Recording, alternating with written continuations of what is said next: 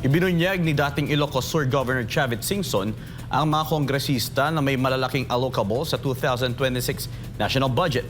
Kasabay ito ng pagpirma ni Pangulong Bongbong Marcos Jr. sa pambansang pondo ngayong taon. Si MJ Mondihar para sa report. Pinirmahan ni Pangulong Bongbong Marcos Jr. ngayong araw ng Lunes, January 5, ang 2026 national budget na nagkakahalaga ng 6.793 trillion pesos. Ayon sa Malacanang, titiyakin ng administrasyon ang tamang implementasyon ng budget at pananagutan sa pondo ng bayan. Habang pinipirmahan ni Marcos Jr. ang budget sa Malacanang, si former Ilocos Sur Governor Chavit Singson nang papresko naman sa San Juan. Halos lahat ng congressman may allocables. Huwag tayong pumayag mga kaibigan, mga kababayan, huwag tayong pumayag. Binabastos na tayo.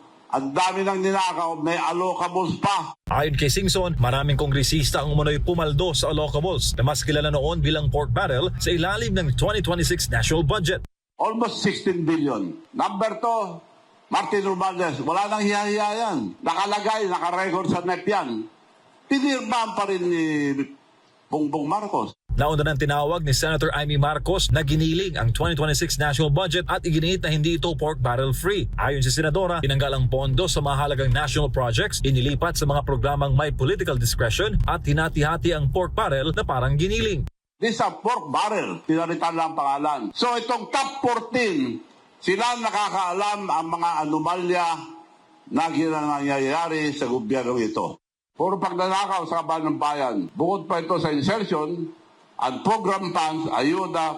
Gate naman ni Singson, makikita umano sa mismong General Appropriations Act ang mga irregularidad sa pambansang budget na pinirmahan ng Pangulo. Dagdag pa niya, nagsimula umano ang korupsyon sa national budget mula 2023 hanggang 2025. Sa 2026 budget, umabot sa 92.5 billion pesos ang mga item na vinito ng Pangulo, partikular na sa on-program appropriations. Pero para kay Singson, hindi pa rin ito sapat. So anong klaseng gobyerno ngayon dito? Gising ang ating mga kababayan. Magising tayo lahat.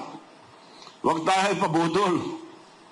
Maliwanag. Nandito na ang prueba lahat. Para sa Diyos, sa Pilipinas, kung maha, MJ Mondihar, SM9 News.